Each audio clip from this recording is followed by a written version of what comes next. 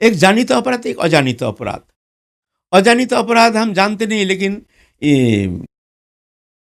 किसी के कहने पर, कुछ अनुमान करके कोई संत ने हमारे ऊपर असंतुष्ट होकर के बहुत क्रोधित होकर बैठे हैं। हम जानते नहीं है जो ये हमारे ऊपर नाराज है, लेकिन मिथ्या, वो जो नाराज होकर बैठे हैं वो शायद किसी ने कुछ कह दिया, भूल भी हो सकता है, लेकिन वो मन ही मन में विचार कर लिया जो अच्छा बाबा ने हमको ऐसा कहा, ठीक है, उनसे हम बात ही नहीं करेंगे, उनका द्वार पर हम जाएंगे नहीं। ऐसे ऐसे है ना, ये है अजानित अपराध। कभी कभी अजानित अपराध भी साधक का बाधक हो जाता है भजन में। इसीलिए ऐसे अजानित अपराध स्खलन के लिए चाहिए अखंड नाम संकीर्तन, तत्सहित समस्त वैष्णव के चरण में निर्विशेष सबके प्रति क्षमा याचना, चरण धूलि चरण रस लेकर के अपने अंग में लेपन करना और प्रार्थना करना, हे नाम प्रभु तुम हमको क्षमा करो, हमको मार्ग बताओ, कौन सा अपराध के कारण हमारे चित्त इस तरह से मलिनता प्राप्ति हुई, मलिनता आ गई है। ऐसे तो फिर जाके वो पता चलता है। एक बार क्या, सनातन गोस्वामी पाद राधा कुंड के किनार में एक लीला स्फूर्ति हुई। देखते हैं एक सुंदर अप्राकृत जगत के दिव्य एक पुष्प गुच्छ, एक लता, सुंदर पुष्प लता बेष्टित, बहुत सुंदर सुंदर पुष्प हैं, वो एक गुच्छ, ऐसे गुच्छा गुच्छा फूल है। तो राधा रानी जाकर के छलांग मार रही है जैसे गुच्छ हाथ में आ जाए। ये लीला है, ये लीला है। तो कृष्ण ने देख रहे हैं, तो क्या किए, पीछे से जाकर के ऐसे लिए हैं राधा रानी को। तो राधा रानी ऊंचा हो गए ना, कृष्ण ने ऊंचा करके ऐसे रखे हैं, तो राधा रानी ने पुष्प गुच्छ को तोड़ के लाए हैं।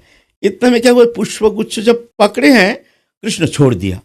छोड़ देने से आप तो राधा रानी पाव हिला रहे हैं, आप बड़े जम के, सनातन गोस्वामी बड़े जम के हंस रहे हैं। वहां पर आ रहे थे एक संत, मथुरा में रहते, नाम है कृष्णदास। वो लंगड़ा था, टेढ़ी मेढ़ी चलन, अष्टवक्र मुनि जैसे। वो आ रहे थे, नाम सुने हैं जो सनातन गोस्वामी बड़े संत हैं, चलो उनके सानिध्य में जाकर के थोड़ा सा कृपा प्रार्थना करेंगे, ऐसे आशा लेकर आए हैं। लेकिन सनातन गोस्वामी वो लीला स्फूर्ति के कारण ठठा के हंस रहे हैं। और एक खंज कृष्णदास टेढ़ी मेढ़ी चलन, वो सोचे हैं कि हमारे ये टेढ़ी मेढ़ी चलन देख करके हमको देख के हंस रहे हैं, तो बहुत दुखी हो गए जी, इतने बड़े संत होकर के हमको ऐसा मजाक कर रहे हैं, हम हमारे कुदरत ही भगवान ने हमको ऐसे खंजो बना दिया है, हमको देख के ऐसे हंस रहे हैं, यहाँ तो कोई हंसने का कोई है ही नहीं, हम ही हैं। तो दुखी होकर कर मिलने आए नहीं, वहीं से लौट के चले गए फिर मथुरा। अब सनातन गोस्वामी का अब लीला स्फूर्ति बंद हो गया, कोई स्फुरन नहीं। ऐसे जैसे को भारी अनर्थ हो गया, कोई वैष्णव अपराध हो गया। वैष्णव अपराध का कुछ लक्षण है, उस लक्षण के द्वारा पहचान होता है जो ये वैष्णव अपराध है। तो स्फूर्ति बंद हो गया। तो गए हैं सब, जितना बड़े बड़े संत थे, रूप गोस्वामी पाद के पास गए, और सब दास गोस्वामी के पास गए, रघुनाथ भट्ट गोस्वामी के पास गए, लोकनाथ गोस्वामी के पास गए। बताओ, हमारे भजन बंद हो गया, क्या कारण है?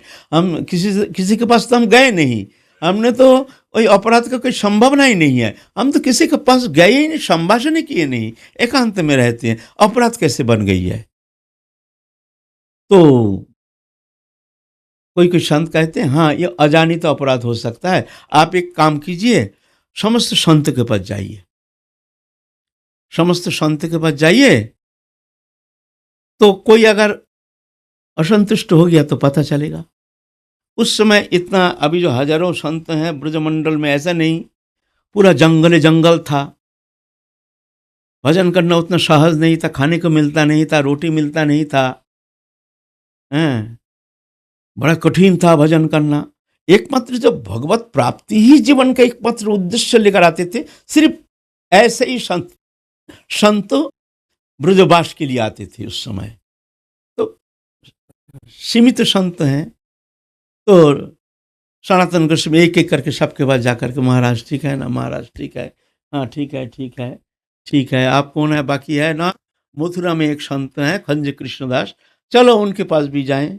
गए हैं खंज कृष्णदास के पास, महाराज दंडवत, देख करके पहचान लिए, क्या आप सनातन गोस्वामी हैं? प्रभु इस दास को ही सनातन कहते हैं। एकदम आग बाबूला हो गए, हम आपसे बात नहीं करेंगे, हम आपसे बात नहीं करेंगे। आप हमको देख करके आप मजाक उड़ाए हैं, इतने बड़े संत हैं, हम लंगड़ा है, इसका मतलब ये थोड़ी है आप ऐसे हमको मजाक उड़ाए हैं, हम इतना दूर से गए हैं आपसे मिलने के लिए। सनातन गोस्वामी तो एकदम ऊपर से गिर गए, अरे हम देखे ही नहीं, जानते भी नहीं, इतने ऐसे नाराज हो गए हैं। महाराज हम जानते ही नहीं हैं आप कब गए कब। बहुत विनम्रता के साथ क्षमा याचना करके, महाराज ऐसे बात है नहीं, हो ही नहीं सकता है। तो किस समय गए, तो इस ऐसे समय गए, तो याद आ गए जो उस समय उनके एक लीला स्फूर्ति के कारण हंस रहे थे, तो उनको समझा बुझा करके फिर उनको निमंत्रण दी, आप आ जाना हमारे वहाँ। फिर भंडारा किए।